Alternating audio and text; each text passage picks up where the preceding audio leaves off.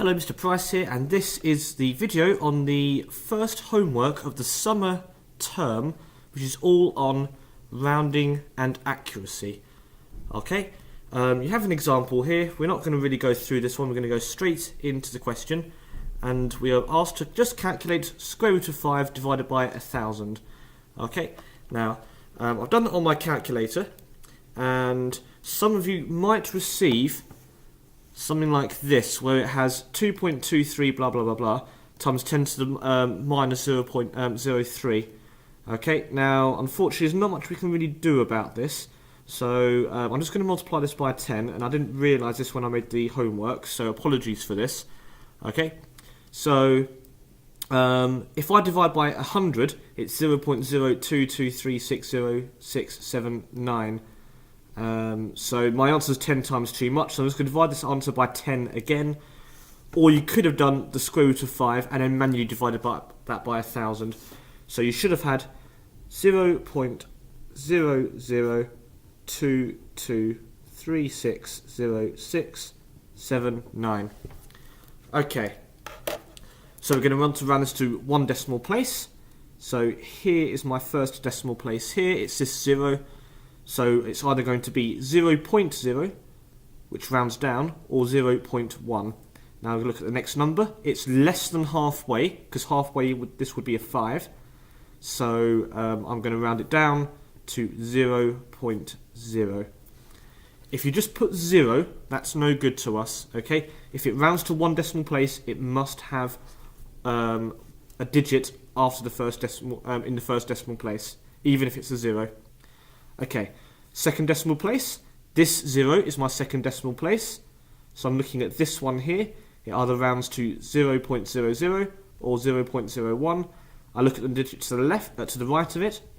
It's less than halfway. It's less than 5, so it rounds down to 0.00. Finally, I'm going to round it to 7 decimal places. So 1, 2, 3, 4, 5, 6, 7. There's my 7th decimal place. So I look at the number to the right of it. It's more than halfway. So 0.002236. And then this 0 rounds to the next digit up, 1, because it's more than halfway. Okay, let's look at significant figures. So I want to round it to one significant figure. So I'm going to start from the left and look for the first non-zero value. So this 2 is my first significant figure. So I'm going to round it as if it's to 3 decimal places, because it's in the third decimal place column. Okay, so put my partition down. I look, is the next digit less than halfway? It's less than halfway. So this rounds to 0.002. Okay, that was my first significant figure. This is my second. So the next digit after this 2 is less than halfway, so 0.0022. Okay, finally to 7 significant figures. So this is my first, second, third, fourth. This 0 is my 5th. This now counts. Okay, it's only the starting zeros we ignore, because this 0 pushes all the numbers back a place value. So that 0 counts. So 5, 6, 7. So look at the number to the right, it's higher than halfway. So this rounds to 0.0022360668. And just to check that there has 7 significant figures in. 1, 2, 3, 4, 5, 6, 7. There were 7. So that's all done for this one. Okay, question 2 asks, how significant figures different to rounding with decimal places, and which is more useful? Okay, now I've given you a bit of a guiding help with this question. Now take a look at this.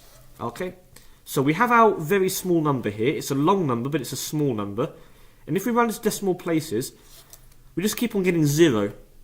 Okay, and this is no good. Okay, especially when we're dealing with small things. Okay, we don't want to round it to 0. We actually do want to round it to some kind of value. Okay, just not the whole number. Okay, so this is no good to us, getting zeros, 0.0s and 0.00s. But when I round significant figures, I still get some important values in here, a 2 and a 2 here. Okay, so this is why significant figures can be more useful, because if we're dealing with small numbers with lots of zeros at the start, when we round significant figures we can still round and get some information here, whereas here I lose some information. Okay, if that doesn't make too much sense, then maybe also do some further research on the two different things. Okay, so question 3. We're now going to calculate the square root of 9,999.998. So I'm going to do that very quickly on my calculator. And I get 99.99999. Okay, you might get a very slightly different value on your calculator, but it shouldn't matter too much. Okay, so we want to round this to one decimal place. So, there's my first decimal place.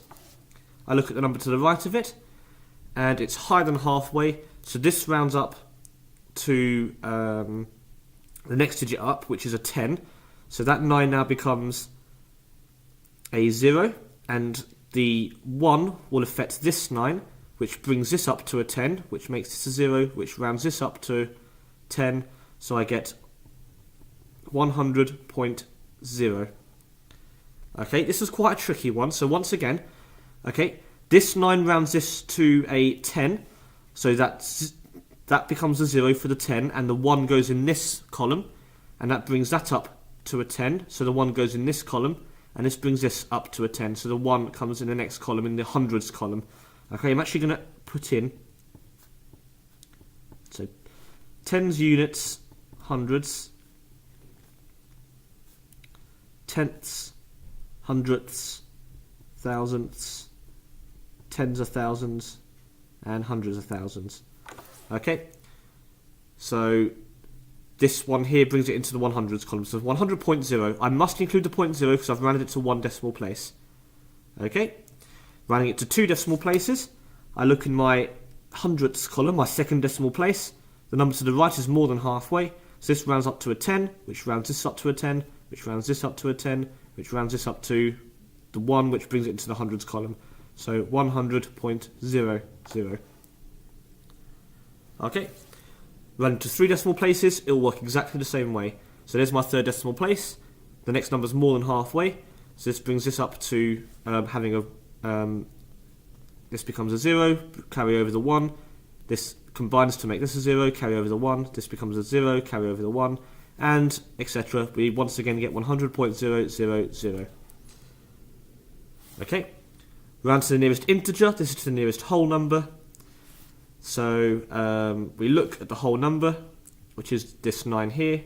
The digit to the right is more than halfway, so this brings this up to a 10, which brings this up to 100. Okay, one significant figure.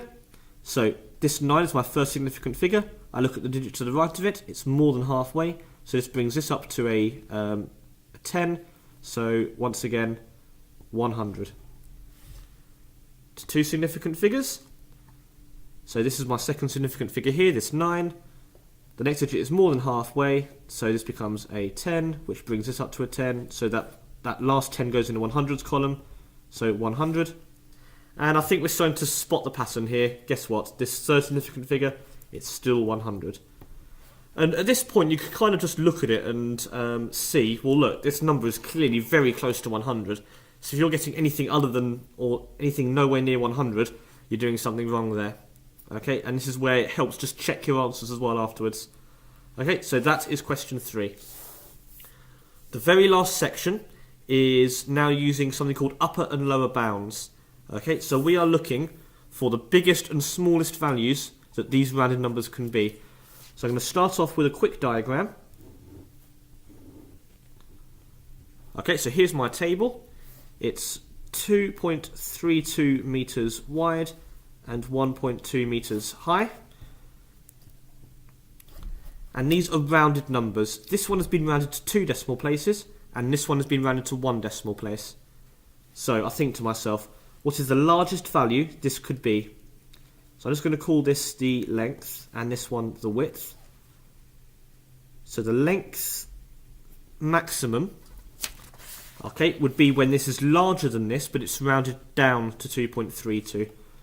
Okay, so 2.32.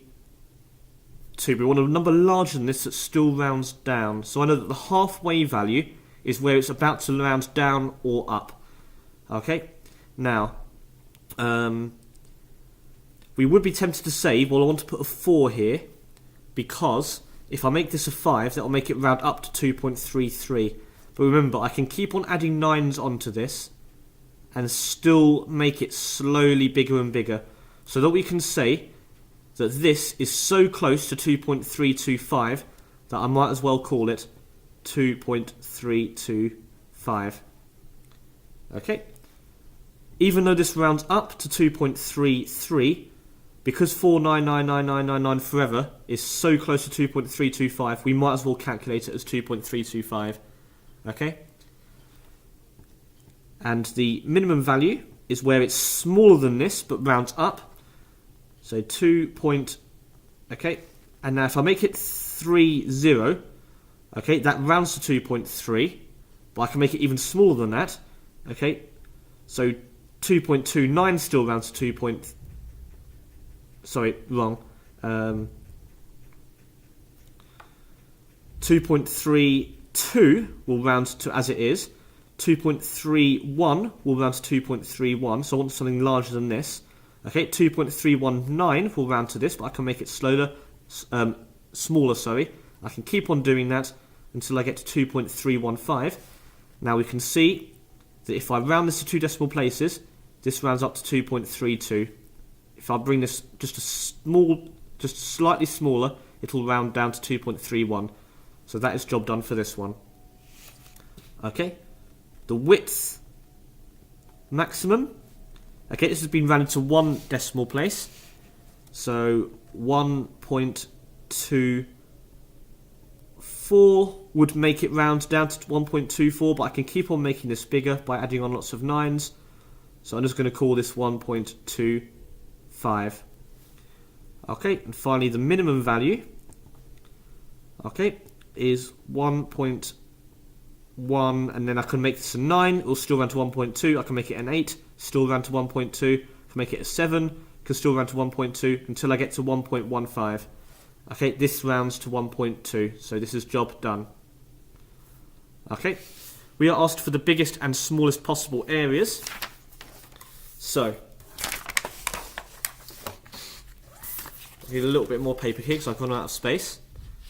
So, the biggest area, or where I use my 2 biggest numbers. So,